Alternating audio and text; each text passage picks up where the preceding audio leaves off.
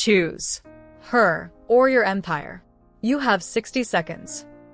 That's what Alessandro's father told him in a Moroccan garage, while the woman he loved stood watching, refusing to beg. 60 seconds to decide, 3 billion euros, or the first person who'd ever made him feel alive. How does a billionaire who can't feel anything end up making a choice like that? It starts with a wrench. A wrench he can't stop holding. A wrench that reminds him of the day his perfectly controlled world broke down in the desert heat. This is the story of Alessandro Rossi, a man who had everything and felt nothing, until he met Zara, a mechanic who had nothing but felt everything. By the end, you'll understand why some people are worth more than money, why love doesn't care about borders or bank accounts, and why the hardest choice isn't always the wrong one. Let me take you back to where it began. 3 months after Morocco, when Alessandro was still trying to understand what had happened to him. Alessandro's hands were shaking, not from fear. He'd forgotten how to feel fear years ago, but from the unfamiliar weight of the wrench in his palm. 3 months since Morocco, and he still couldn't explain why he bought the tool. It sat on his desk in his Milan penthouse like an artifact from another life, next to his Patek Philippe watch and dividend reports. He picked it up every morning, put it down, picked it up again. His phone vibrated. 32 missed calls. Board meeting in an hour. Another day of pretending to care about market projections and shareholder value. Alessandro Rossi was 28, worth 3 billion euros, and had mastered the art of feeling absolutely nothing. His therapist called it emotional detachment. His father called it weakness. Alessandro called it survival. The penthouse intercom crackled. "Mr. Rossi, your father is here." Of course he was. Vittorio Rossi entered like he owned the place, which, technically, he did. Even at 63, he moved with the controlled aggression of a man who'd built an empire from his grandfather's small garage. His suit probably cost more than most people's cars. "You missed the strategy meeting," Vittorio said, not bothering with greetings. "Third one this month." Alessandro set down the wrench. "I was busy. Busy staring at tools you don't know how to use?" Vittorio's eyes narrowed. "You're coming to Morocco. Next week. The North African expansion won't negotiate itself, and I need you focused. Maybe getting out of this tomb will remind you that you're supposed to be alive." The irony wasn't lost on Alessandro. Fine. Morocco. Why not? Good. Pack for 2 weeks. And Alessandro. Vittorio paused at the door. "Try to pretend you care. Even if you don't." 7 days later, Alessandro found himself in the back of a Mercedes SUV, crawling through Marrakech's chaotic streets.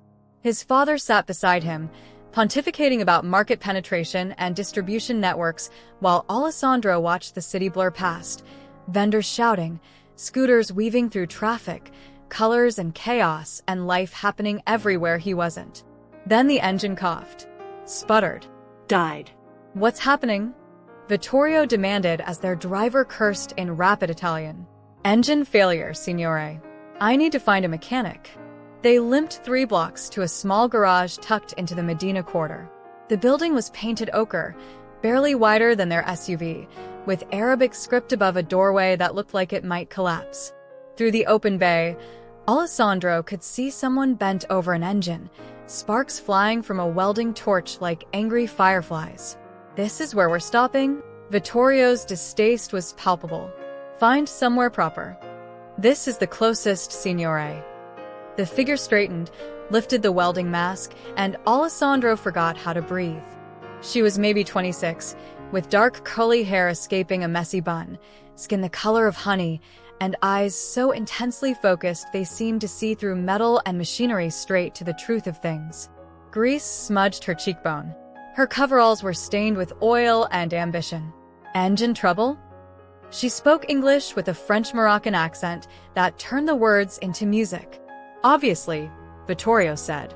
"How quickly can you repair it?" She didn't answer immediately. Instead, she walked to their SUV with the confidence of someone who'd never questioned her right to exist in her own space, popped the hood, and leaned in. Alessandro watched her hands move, scarred, calloused, competent. 30 seconds later, she straightened.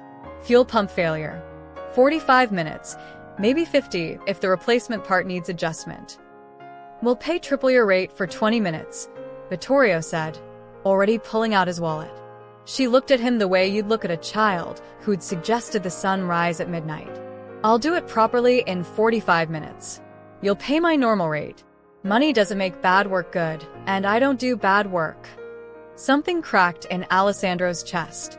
A laugh, short, surprised, the first genuine sound he'd made in months. Both his father and the woman turned to stare at him. Something funny? She asked. No. Yes. I don't know. He stepped forward. I've Alessandro. Zara. She wiped her hand on her coveralls before shaking his. Her grip was firm, her palm rough with work. Try not to hover while I fix your car. Rich people make me nervous. Why? Because you're not used to hearing no. She turned back to the engine, dismissing him entirely. Alessandro had never been more fascinated by another human being in his life. He watched her work for the full 45 minutes. The way she diagnosed problems like a detective solving crimes. The way she explained compression ratios to her teenage apprentice with patient enthusiasm. The way she moved through her space like water, natural, essential, exactly where she was supposed to be. You're staring again, she said without looking up. Sorry. I've just never seen someone so completely engaged with what they're doing. And I've never seen someone so completely disengaged from everything. Now she did look at him, and her gaze was surgical. 10,000 euro suit, 2 million euro watch, and eyes like you've been dead for years. What makes someone with everything look like they have nothing? The question knocked the air from his lungs. His father was on his phone, arguing with someone in Italian. The apprentice was cleaning tools. No one else had heard. No one else had ever asked. I don't know, Alessandro said quietly. Then figured out. She closed the hood with a definitive thunk. Fuel pumps fixed. That'll be 300 dirham. Vittorio paid, and they left. But Alessandro couldn't stop thinking about her eyes, her question, the way she'd seen through his expensive camouflage to the empty man underneath. The next morning, he told his father he was going for a walk. He went back to the garage. Zara looked up from an engine when he entered, surprise flickering across her face before settling into something like amusement. Fuel pump working fine? Perfectly. I wanted to apologize for staring yesterday. You're staring right now. I know. I can't seem to help it. He stepped closer. Can I ask you something? You're going to anyway. How did you know that I'm, what did you call it? Disengaged. She set down her wrench, studying him with that unsettling intensity. Because I used to look like that. After my parents died, I spent 2 years going through motions. Wake up, work, sleep, repeat. No color, no feeling. Just existing. She picked up the wrench again. Then one day I was fixing an engine, and I realized machines make sense. You treat them right, they work. They don't lie or leave or die on you. And slowly, loving the work brought me back to loving being alive. How old were you when they died? 12 when my father died. 16 when I lost my mother. She said it matter-of-factly, like reciting coordinates. This was his garage. I taught myself the rest from manuals and YouTube and making every possible mistake until I learned what not to do. Alessandro felt something shift in his chest, part admiration, part grief for a childhood stolen, part desperate envy for someone who'd found purpose in the wreckage. You built all this yourself? Had to. No one was going to hand it to me, especially not to a woman in a man's industry. She met his eyes. Why are you really here, Alessandro? Because talking to you is the first time in years I felt present. Like I'm actually in my life instead of watching it happen to someone else. That's sad. I know. Also not my problem. I know that too. He hesitated.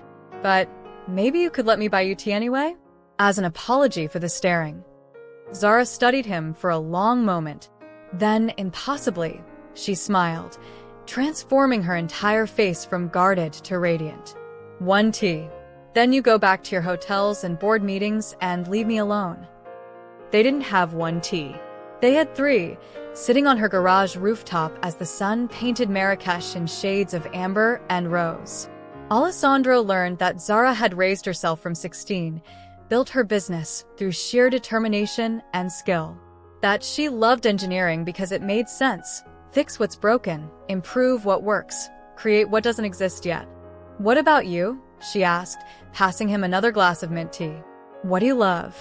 He opened his mouth, closed it. The silence stretched. "You don't know," she said, and it wasn't a question. "I've never thought about it. When you have everything, nothing feels special. It's all just there." "That's the saddest thing I've ever heard." She pulled her knees to her chest. "You know what I think? You've never had to work for anything, so you don't know the difference between price and value. That watch on your wrist has a price tag. But the feeling I get when I fix something that everyone else said was beyond repair? That's value. You can't buy it. You have to earn it." "Teach me," he said impulsively. "Teach me the difference." Alessandro. Please. "I have 2 weeks here. Teach me to fix things. Maybe I'll learn to fix myself." She looked at him for a long time, those seeing through everything eyes taking his measure. Finally, she nodded. Fine. "But you'll actually work. No special treatment because you're rich." "I wouldn't want it any other way." Over the next 2 weeks, Alessandro discovered muscles he didn't know he had and developed calluses on his pampered hands. Zara was a merciless teacher, expecting precision, mocking his mistakes, praising improvement with grudging nods that felt better than any award he'd ever won. He learned to diagnose engine problems by sound, to feel the right torque on a bolt, to understand that machines were honest. They broke for reasons, and if you paid attention, they told you exactly what was wrong. And somewhere between burned fingers and late-night conversations on her rooftop, somewhere between her sharp wit and unexpected vulnerability, Alessandro fell completely in love. It terrified him. One evening, she showed him her sketches, pages of detailed drawings for a solar-electric hybrid vehicle. The design was brilliant, revolutionary, the kind of innovation that could change the industry. "Why haven't you built it?" he asked, studying the intricate schematics. Money. Materials. Manufacturing capability. Time. She laughed without humor. "Take your pick. These are dreams on paper until I can afford to make them real. I could help." No. The word was sharp as broken glass. "I don't want your money, Alessandro. When I build this, I build it myself. Otherwise, it's not mine, it's yours. And I won't owe anyone my dreams." He loved her more for that refusal. Loved her pride and her stubbornness and her absolute certainty about who she was. On the 13th night, as they shared bread and olives under a sky full of stars, the call to prayer echoing across the city, Alessandro told her the truth. "I'm in love with you." Zara went very still. Alessandro. "I know. We're from different worlds. You probably think I'm just some rich kid having an adventure, slumming it with the locals before I return to my real life." "Stop." She set down her tea, voice tight. "Don't tell me what I think. I think you're lonely. I think you're lost. I think you're the first person who's ever looked at me like I'm not just a means to an end or a novelty or something to conquer." Her voice cracked. "And I think I'm falling for you too, which terrifies me because I know how this ends." "How does it end?" "You leave. You have to. And I stay here because this is my life, and I worked too hard to build it to throw it away for what? A beautiful, impossible thing that can't survive in the real world." Alessandro reached for her hand, feeling the calluses, the strength, the slight tremor that betrayed her fear. "What if it could survive? What if we made it survive?" "You don't know what you're asking. Your world will eat me alive. Then we'll build a new world." She kissed him then, fierce and desperate and full of everything they hadn't said. And for the first time in his life, Alessandro understood what it meant to be completely, terrifyingly alive. But reality has teeth. Vittorio found them 3 days later. Alessandro heard him coming, his father's rage announcing itself like thunder before the storm. "Have you completely lost your mind?" Vittorio stood in the garage doorway, his face purple with fury. A mechanic? A Moroccan garage worker? Do you have any idea what the board will say? What the media is already saying? Alessandro's blood went cold. What do you mean, already saying? Vittorio threw down his phone. On the screen, photos of Alessandro and Zara, laughing in the souk, kissing on her rooftop. The headlines were vicious. Rossi airs Moroccan fling, billionaire slumming with mechanic. Alessandro Rossi, lost his mind or just his standards? Someone leaked these yesterday, Vittorio hissed. The shareholders are in an uproar. The board wants you removed from succession.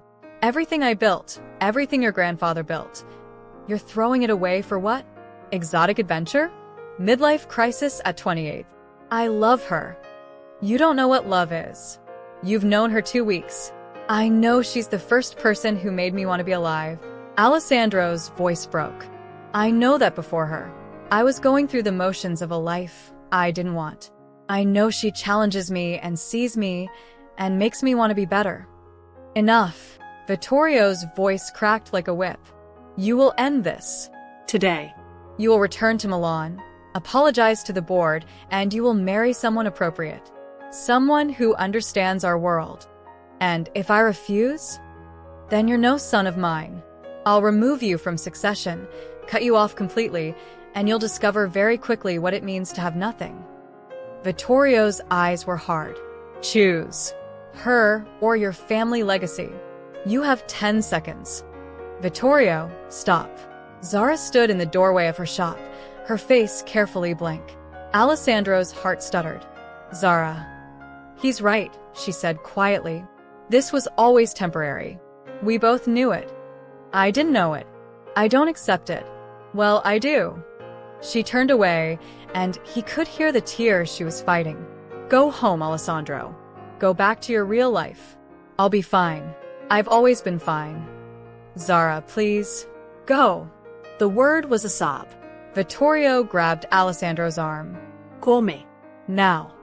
Alessandro let himself be dragged away, looking back at Zara's rigid shoulders, the way she held herself together through sheer force of will. The woman who taught him to feel was breaking, and he was the cause. The flight back to Milan was silent. The paparazzi at the airport were not. They swarmed like locusts, shouting questions. Alessandro, is it true you're dating a mechanic? Did you really abandon board meetings for fling? What do you say to accusations you're having a mental breakdown? His father's PR team went into damage control, issued statements about Alessandro's brief sabbatical and return to responsibilities. The tabloids ran wild anyway. Rossi airs shameful secret romance. Alessandro Rossi, from billionaire to beggar's choice. Alessandro's penthouse had never felt more like a tomb. But now it was worse, infinitely worse, because now he knew what he was missing. He could feel the absence of Zara's laugh, the loss of her sharp observations, the aching void where her presence used to anchor him. He'd finally learned to feel, and the only thing he could feel was agony. Days blurred together. Alessandro stopped attending meetings, stopped returning calls. He stood at his window for hours, staring at nothing, that wrench clutched in his hand like a talisman. His father watched him deteriorate with growing alarm.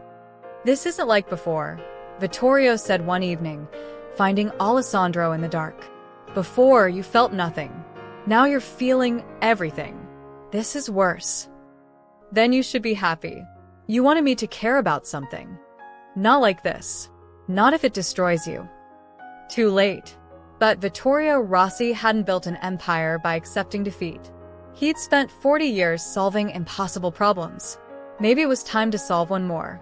3 days later, Vittorio walked into a garage in Marrakech's Medina quarter without his security detail, without fanfare, alone except for his pride and his slowly dawning understanding that he might have been catastrophically wrong. Zara looked up from an engine, her face hardening when she recognized him. Come to make sure I stay away from your son? I came to apologize. That got her attention. Excuse me? Vittorio moved further into the garage, looking at her workspace with new eyes. The organized chaos. The wall of tools, each in its place. The sketches pinned to a corkboard. Innovations that could change the industry if anyone would give her a chance. I was wrong, he said. About you. About what my son needs. About what actually matters. Funny how you figured that out after breaking his heart. He broke yours too. I saw your face that day. Vittorio pulled out his phone, showing her photos he'd taken of Alessandro, standing at windows, clutching that wrench, the light gone from his eyes.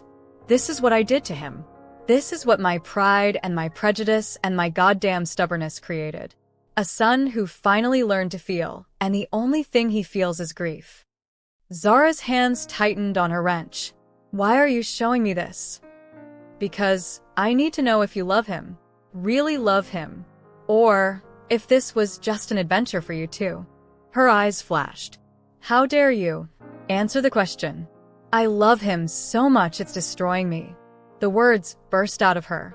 I love him enough that I let him go because I knew your world would never accept me. Because I'm not stupid. I've seen the headlines, the comments, the way people talk about that Moroccan mechanic who trapped the billionaire. I love him enough to know that eventually, he'd resent me for what I cost him. What if you're wrong? Vittorio pulled out a folder.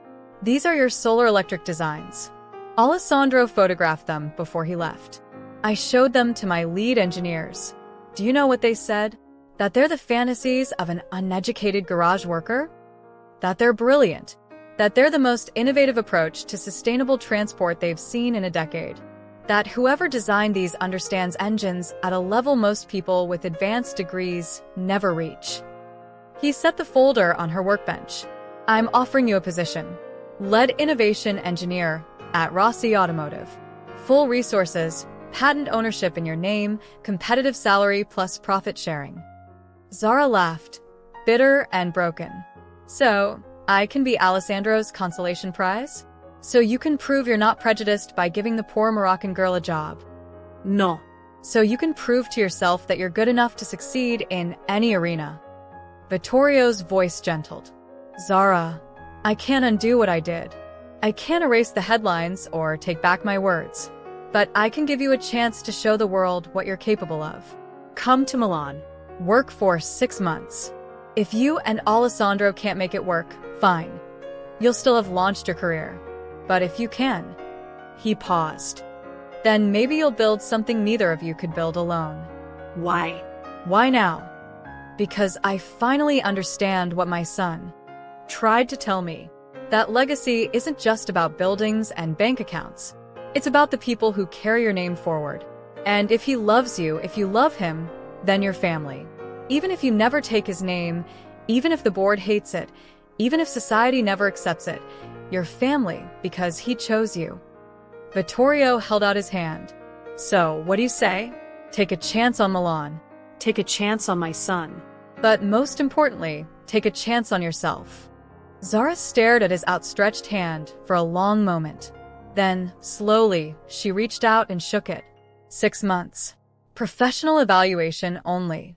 I won't be charity. You won't be. You'll be the best investment I ever made. 3 months later, the Rossi Automotive Innovation Showcase filled Milan's largest convention center. Engineers from 20 countries presented designs to panels of judges, investors, and media. The competition was fierce, billions in funding on the line, careers made or broken on this stage. Alessandro attended because his father insisted, but his heart wasn't in it. He sat in the back row, barely paying attention to the presentations until... Our next presenter is Zara Benani, Lead Innovation Engineer, Sustainable Transport Division. His head snapped up. She walked onto the stage, and Alessandro forgot how to breathe. She wore professional clothes but hadn't changed who she was, her hair still escaping its bun, her hands still bearing calluses no amount of lab work could erase. She moved with the same confident grace he remembered from her garage. And when she started talking about her solar-electric hybrid, her voice had that same passionate intensity that had first captured his attention. She answered technical questions with such comprehensive knowledge that skeptical engineers fell silent. She explained complex systems with clarity that made them seem simple. She was brilliant and undeniable and completely herself. When the judges announced her as the unanimous winner, The applause was deafening. Alessandro didn't stay for the reception.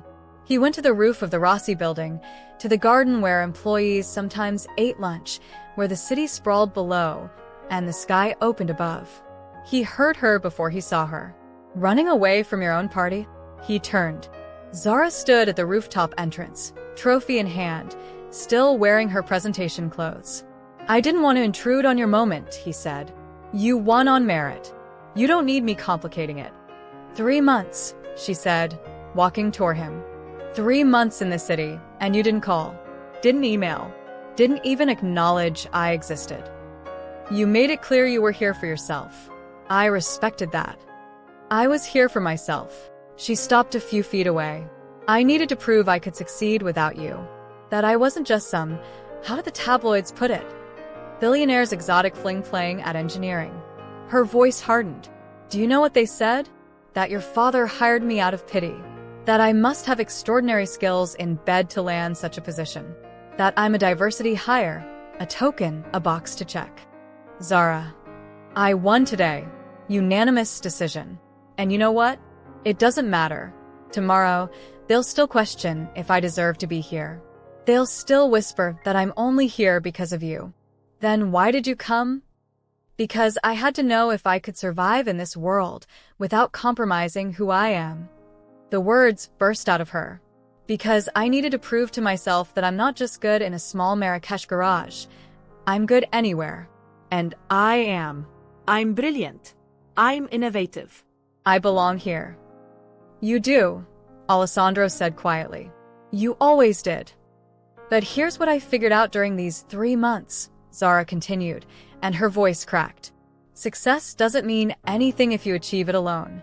Proving yourself doesn't fill the emptiness. Recognition doesn't keep you warm at night. She wiped her eyes furiously. I thought I needed to do this without you. But the truth is, I don't want to. I want to build things with you. I want to argue about engine specs over dinner. I want someone who understands why I care about compression ratios and sustainable transport and making machines that make sense. I never stopped thinking about you, Alessandro admitted. I stayed away because I thought that's what you needed. But Zara, I can't go back to before. You taught me how to feel, and I can't unlearn it. I don't want to. I don't want you to go back to before. She stepped closer. I want you to come forward to now. But Alessandro, I need to know, do you love me? Or do you love that I made you feel something? He'd been expecting the question, had spent 3 months preparing for it. I love that you challenge me to be better. I love your brilliant mind that sees solutions where others see problems. I love your stubborn independence that won't let anyone diminish you.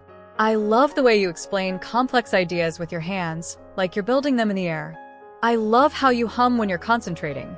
I love your terrible jokes about torque. He reached for her hand. But most of all, I love that you don't need me, that you choose me, and that makes all the difference. Prove it, she whispered. How? Show me you're not afraid of your world rejecting us. Show me you'll stand beside me, not in front of me. Show me this isn't just emotion, it's commitment. I will, but give me time to do it right. How much time? 6 months. She studied him, then nodded. 6 months. But Alessandro? Don't make me wait alone. Over the next 6 months, they built something new. Not just a relationship, but a partnership. Alessandro joined her division, learning the engineering business from the ground up. He worked late nights with her team, brought coffee during crunch times, celebrated innovations that had nothing to do with him. The media coverage shifted slowly. First skeptical, then curious, then gradually respectful. Alessandro Rossi wasn't playing at engineering, he was learning it. And Zara Benani wasn't a charity case, she was transforming Rossi Automotive's sustainability division. One evening, Alessandro asked her to meet him at an address across the city.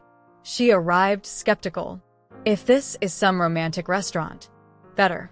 Come on. He led her through a door into a renovated warehouse. When he turned on the lights, Zara gasped. He'd recreated her Marrakech garage, down to the placement of tools on the walls, the workbenches at the exact height she preferred, the same ochre paint color.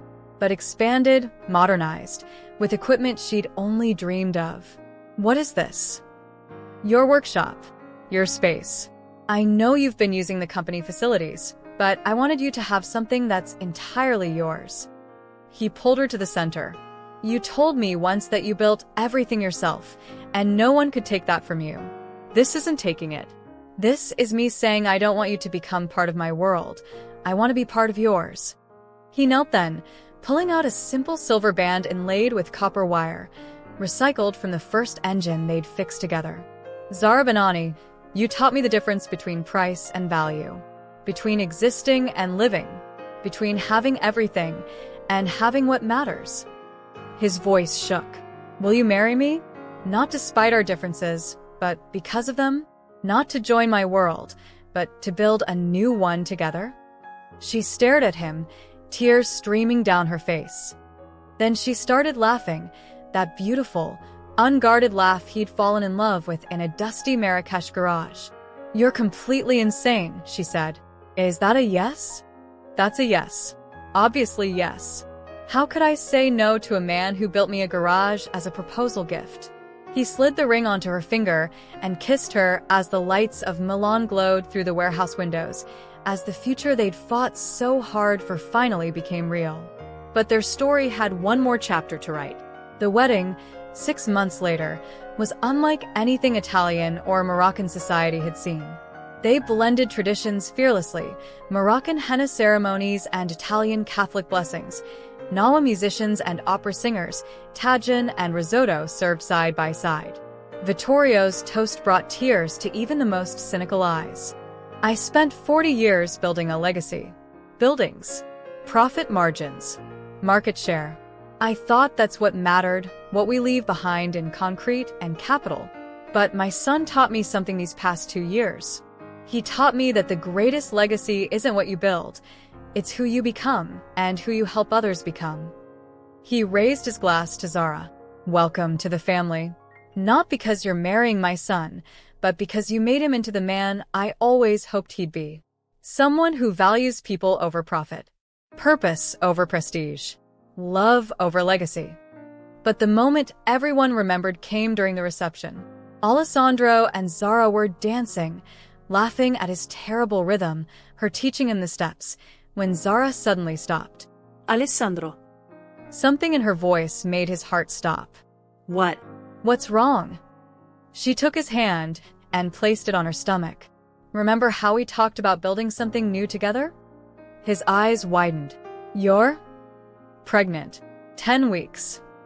The wedding erupted in celebration. But later that night, after the guests had left and they stood alone in their workshop-turned-wedding venue, Alessandro pulled Zara close. Are you ready for this? Really ready? Because this isn't just about us anymore. I know. She rested her head against his chest. Your child will inherit an empire. My child will carry my parents' memory forward. Our child will be the bridge between worlds, proof that love can cross any border. The world still isn't ready for us. Then we'll make it ready. She looked up at him, fierce and unafraid. We'll raise a child who knows that worth isn't measured in bank accounts, who understands both Italian boardrooms and Moroccan garages, who sees possibility instead of barriers. And if they reject us, reject our child, then we'll build something better than their approval. Zara smiled. Besides, we're engineers. We're good at building things from nothing. Alessandro kissed her forehead, his hands cradling the future they'd created. Outside their workshop, Milan slept. Inside, 2 people from impossible worlds held each other and their improbable future, proving that the heart's true engine runs not on money or status or societal acceptance, but on authentic connection and the courage to build something new. If this story moved you, hit that subscribe button. Tell me in the comments, what would you risk for authentic love? What world would you build if society's rules didn't apply? Like this video if you believe the greatest legacy isn't what you inherit, it's what you create.